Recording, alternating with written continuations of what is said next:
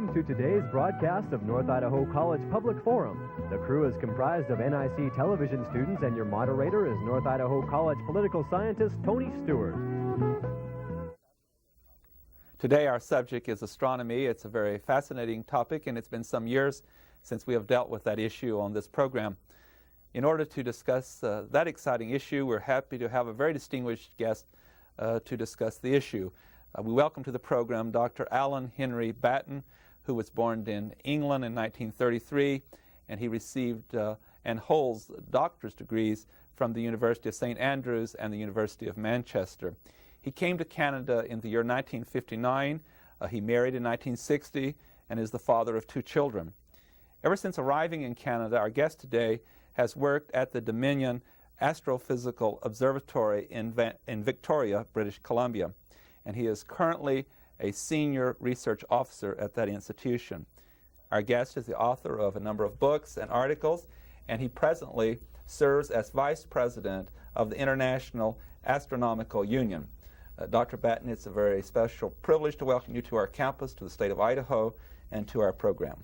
Thank you very much. I'm very pleased to be with you. And I'm very happy to welcome to the panel a regular panelist, Steve Schenck, who is the Dean of College Relations and Development at North Idaho College.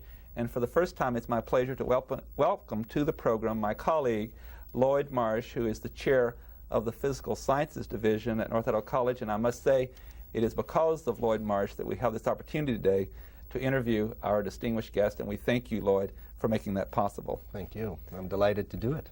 And at this time, I would ask Steve Schenck to commence the questioning. Thank you, Tony. Dr. Batten, I thought we might begin today with a discussion, if you would, of some of the early days of astronomy, touching particularly perhaps on some of the controversy that surrounded breakthrough discoveries in that field.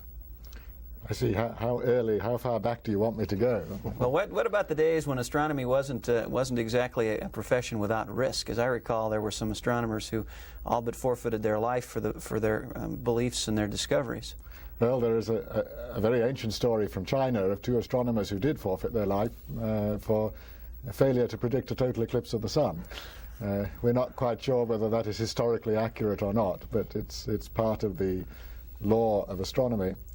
I suspect you are perhaps thinking of Galileo and his problems, and he was one of the first and most important of professional astronomers to become convinced of the truth of Copernicus' theory that it is the Earth goes round the Sun rather than the Sun goes round the Earth.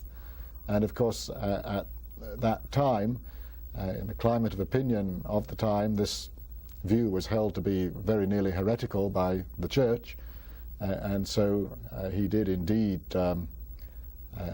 suffer for holding this opinion and defending this opinion.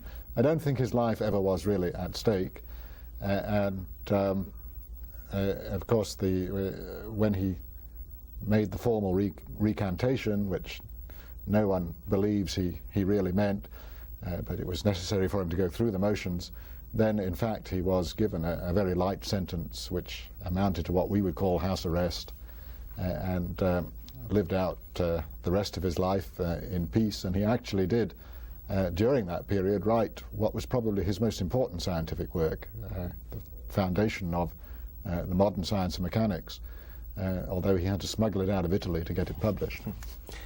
Dr. Batten, in the hundreds of years that have followed that, an amazing body of knowledge has been developed, and yet I think for many of us, like myself, and I hate to admit it in front of the 2 of you, but non-scientific people like me, I think we still have an idea that astronomy is basically looking at the planets and the stars through very large and powerful optical telescopes. Mm-hmm. And I've got this vague understanding that there's more to it than that. Could you fill us in just a little bit? There is, of course, a great deal more to it than that. I think that people have this idea because it is, in fact, very attractive to do this. The planets, in particular, as seen through a powerful modern telescope, are beautiful objects to look at. And I think sometimes think it's a pity that we professional astronomers are too busy making much more technical observations to do this sort of thing and just to enjoy the sky. But of course, we can hardly expect to earn our living by just enjoying ourselves looking at beautiful planets.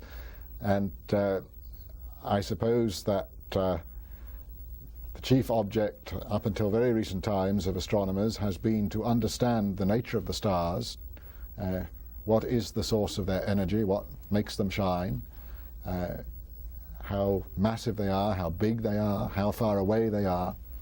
That was the way in which astronomy was directed, say, from about the middle of the 19th century to the middle of the 20th century.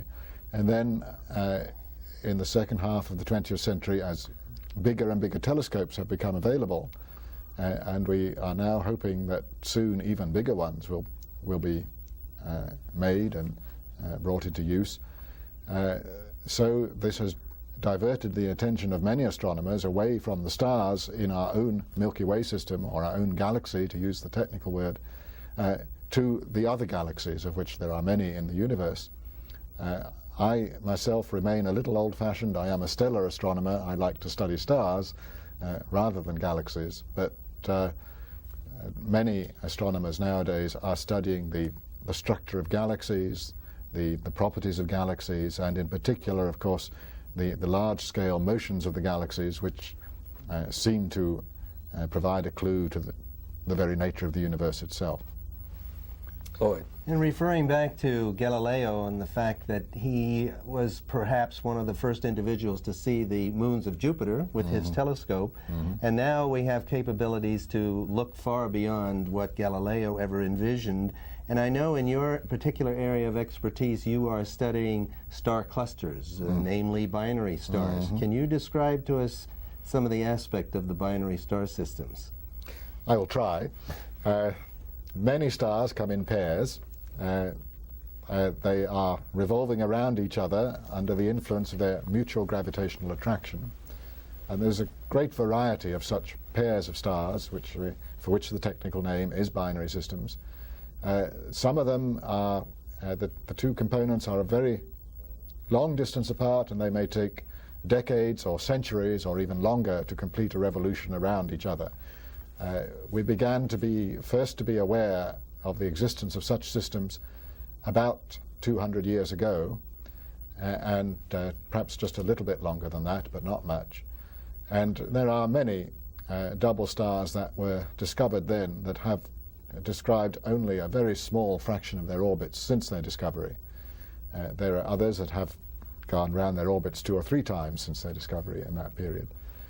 And these were the first stars to be recognized as binary stars. But there are also other pairs of stars that are revolving around each other in a few days.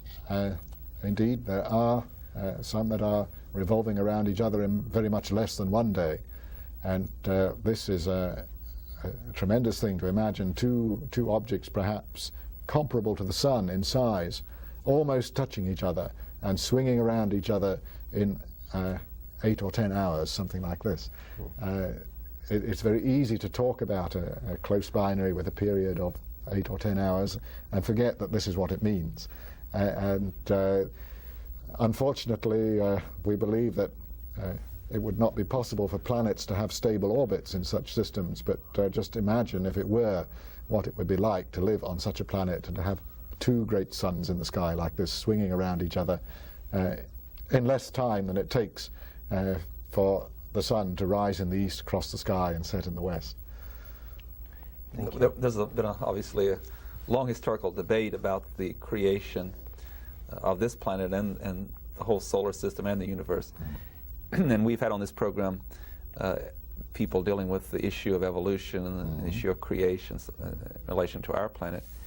I would like to ask, based on that comment, a rather philosophical question about the beginning of life. Would you explain to our audience your concept of the coming together of the universe and what theory that you support? I think that most astronomers nowadays believe that the universe as we know it began in some tremendous cataclysmic event which we date as being somewhere between 10 and 20,000 million years ago. 20 or 30 years ago, there was a rival theory that suggested the universe had always been in existence, and that individual galaxies were born, evolved, and died within this universe and passed out of the range of our vision, but that overall, for an infinite period of time, the universe had presented much the same aspect. Just more recent discoveries have suggested that this theory, at least in the form it was put forward in those days, is no longer tenable. So most of us accept the evidence for some cataclysmic event in the past, as I say, many thousands of millions of years ago. Of course, there is, you said this was a philosophical question, and there is a philosophical problem about whether this event was the creation, whether there was something else before that, whether something existed before that, and the explosive event was a transformation rather than a creation. And this is something that astronomers cannot, of course, answer, because whatever it was before that, we have no observational clues to it. Does one deal with the question, can you create something out of nothing? How do scientists deal with that problem?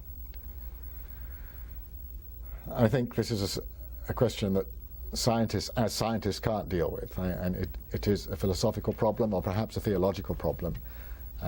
It's not a problem that you can solve by the methods of science, and whether it is possible to create something out of nothing, whether that is what happened in what people call the Big Bang, I think is something that an astronomer can only express a personal opinion on, and is not something that he can say that there is scientific evidence telling us this or that. I just have to pursue one more question before going back to the panel. And there are astronomers and other scientists who also have the fascination with the black holes, and that certainly interests all of us.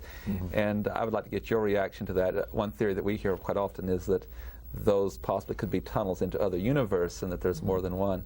Yes.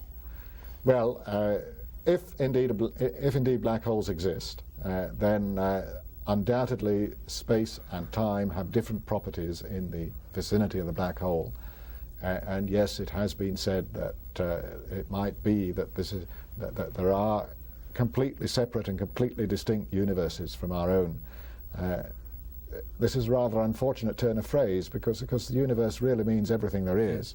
And if we say there is another set of everything there is, this is a logical contradiction. But I think that people know what I mean, that it is conceivable that there is another system of galaxies and stars or what have you, with which in normal circumstances we have no contact. And it is possible that in the neighborhood of a black hole the properties of space and time are such that there might be a way to establish that contact a way through. But I think this is, we're getting into a very speculative area when we talk about this. Certainly, as we understand the laws of physics, as explained in Einstein's theory of relativity, it is possible for black holes to exist. There is some observational evidence that I myself feel is not conclusive, but strong, that we know of one or two black holes in the universe. Some people believe that the centers of each galaxy have black holes in them. But I think we are in an area where, even observationally speaking, we are not certain of the facts. And certainly when we go beyond the observations and try to interpret the facts, we are in a very speculative area. Thank you. Steve Sheen. Dr. Batten, you've been touching on something that I think is very interesting.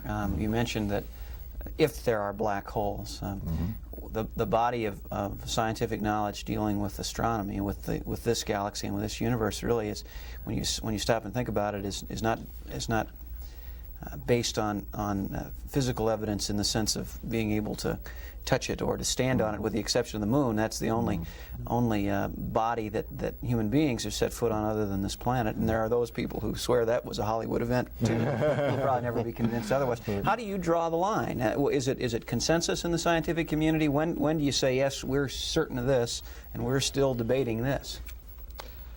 Yes, I think it is largely a matter of informed consensus. You have mentioned a very important difference between astronomy and other branches of science. And we're often told that the hallmark of science is the repeatable, controlled experiment. But there is no such thing as experimental astronomy, or at least until the space age there was no such thing as experimental astronomy. And as you yourself indicated, even now in the space age, the opportunities for experimenting with astronomical bodies are very limited.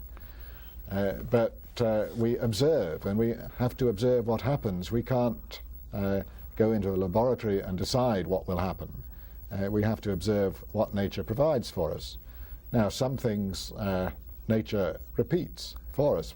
If I can go back to my pets of binary stars, just because these are pairs of stars revolving around each other in a definite period, certain phenomena are repeatedly observable. And therefore, if I observe one night and say that I saw such and such, anyone else who disbelieves me is at liberty to go out and observe at the appropriate time another night and make the same observation and see whether he can repeat it or not. On the other hand, there are other phenomena that are not periodic and not repeatable. And we simply have to assess as well as we can the reliability of a colleague's report. There are some colleagues whose reports we would accept without question. These people have reputations as good observers, and if they have seen something, say they have seen something, we're pretty sure that they have. I won't name names. There are others that we might not view in quite so favourable a light. And so in this way, from the reputation of people in the field, from the extent to which other people can observe similar things and so on, the consensus is built up. But you're certainly right, we can't go into the laboratory and repeat the experiment under controlled conditions and completely assure ourselves as a physicist or a chemist can. That leads me to my next question. And in this country, I think that we are, in some sense at least, practical to a fault. And as a people, generally value things that are concrete, a service that is provided over that which is theoretical. What benefits, measurable benefits, and I'm sure you get this question all the time, you probably have to make some justification in your own country and to those people who pay the taxes to support your research. What benefits are coming out of the study of astronomy today? Out of the study of astronomy today, if I can be historical again, of course over a long period of time, your calendar, your time service, and in the last century surveying, large-scale land surveying was all done by astronomers. And nowadays, of course, we can do that surveying with the aid of satellite observations. But your country and mine were both surveyed by astronomers. And then I was quoting only yesterday to the example of the development of photographic emulsions. Anyone who is a keen photographer knows how many more high-speed emulsions are available for their hobby now, or their profession, as the case may be. And I think that astronomers can claim to have spearheaded the development by the film companies of these emulsions, because they were requiring very sensitive emulsions for their work. We require that less now because we're using solid-state detectors and charge-coupled devices and that sort of thing. But I think that in the quite recent past we have helped the development of that sort of thing. And there are other things like that. They work both ways. Astronomers have benefited from studies in other fields, and there are other things that we have done that have had quite surprising results in the world at large. Lloyd Marsh. Yes, thank you. One of the questions that Steve touched on in the fact that astronomy is an observational scientific endeavor, and I think if you could expand just a bit on the fact that when I go out and look at the stars at night, with the naked eye. I don't observe any motion, and I don't certainly observe any apparent motion between a binary pair. How do you detect that in your studies? How do you detect motion, and how might we separate a binary pair? This requires some very delicate measurement, in fact, and probably one of the reasons that we were not aware of the existence of double stars or binary systems until about 200 years ago was that the instrumental resources were just not available with which to make the delicate measurements. Astronomers distinguish between two kinds of motions of the stars relative to each other. There are the stars you measure on the plane of the sky, that if you look at long enough intervals and make careful enough measurements, then a pair of stars may appear to be at a greater or a lesser distance or in slightly different relative direction from what they were a number of years ago. In some cases, this is simply two stars moving differently through space and separating from each other. In other cases, it is the orbital motion of one star about the other. And this is measured by very careful micrometer measurements at the focus of a telescope. You require to be able to measure very small angles indeed, usually much less than a second of arc, and I often illustrate the size of the angle of a second of arc by saying it's about the diameter of a 1 cent piece viewed from a couple of miles away. So you need a very delicate measurement to do this. The other kind of motion that astronomers can measure is the speed of a star in the line of sight, that is either towards us or away from us. And this is measured with the aid of an instrument called the spectrograph.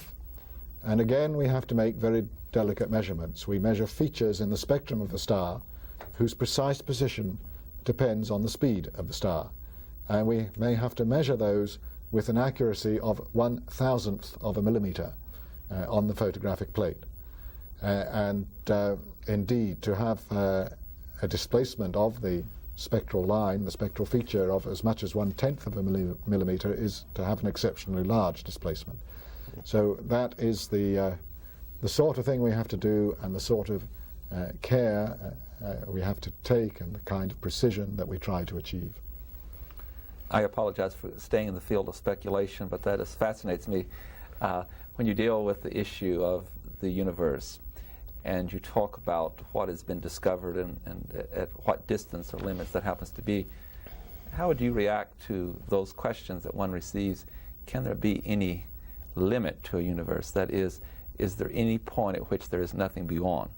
Or is it infinite in that there can be no end to space? Mm-hmm. Well, that, of course, is a very difficult question to answer. Let me say that the current belief amongst astronomers is that the universe is finite but unbounded. And one can illustrate that by thinking simply of the surface of the Earth. The surface of the Earth is finite. We can calculate how many square miles there are on the surface of the Earth. I was asked this by an elementary school kid yesterday, and I must confess on the spur of the moment I gave the wrong answer. I left a factor of 4 out, I think. But anyway, there is a finite area to the surface of the Earth, but no matter how far you travel, you never come to an edge. You're in no danger of falling off the edge. And we believe that the universe is something like that in 3 dimensions, and this, of course, is what is hard to envisage, because we are suggesting, in fact, that the universe is like the 3-dimensional skin of a 4-dimensional orange, and immediately we are talking outside the realm of ordinary experience, and people have difficulty in visualizing this. But what I am suggesting to you is that no matter how far you go in the universe, in whichever of the 3-dimensional directions, you will never come to an end. You will never come to something where you say, well, there must be something outside there. And yet there is a finite volume to the universe, which I wouldn't like to estimate just at the moment because the observations are uncertain. But that is how we tend to think of the universe, and so the opposition is not between whether there is something outside there or whether it is infinite in the sense of going on forever and ever. The opposition is between something that is finite and yet unbounded, and there is no limit to it, there is no edge to it, and yet you could measure the total volume. Steve Sheen. Dr. Batten, as part of that theory, and I recall some years ago reading that as part of the theory of a cataclysm forming the universe, that the universe is still expanding. Yes. That those finite borders are expanding outward at what to us seems like an unbelievable rate. Is that still current thinking? It's certainly the majority thinking, yes. There are a few rebels who say, no, we're misinterpreting the observations. I always have a tendency to root for rebels, even, but no, the observations, of course, of distant galaxies are that all of them show shifts in their spectra that we normally interpret as motion away from us. And the overwhelming majority of astronomers do so interpret those shifts. There is, as I say, a small minority that questions that interpretation. There are a lot of people in the general public out there that question that interpretation, and I get letters from them from time to time. But most of us believe that this is indeed what is happening, and this is one of the most important pieces of evidence for the statement I made at the beginning that the universe in the form that we now know it began in this cataclysmic event, and we can still see the debris spreading out from that event. Shifting gears slightly, Dr. Batten, how important has computer technology been to the study of astronomy?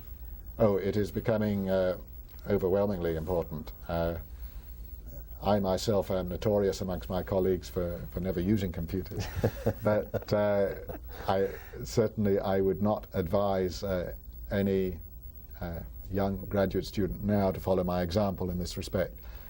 You have to be computer literate to do any form of science, and nowadays much of the obtaining of data and the reduction of data has been completely automated, and the young astronomer who can't use a computer is going to be lost. I must interrupt. We're out of time. I'm so sorry we have many other questions, but I want to thank you, Dr. Batten, for being with us. It's been a very delightful show and very informative. Thank you very much. Ladies and gentlemen, our guest has been Dr. Alan Henry Batten, who is the Vice President of the International Astronomical Union and is also from Victoria, British Columbia. We've been talking about astronomy. Hope you've enjoyed our subject. We'd invite you to be with us again next week at the same time. Until then, please have a good week. I am Tony Stewart.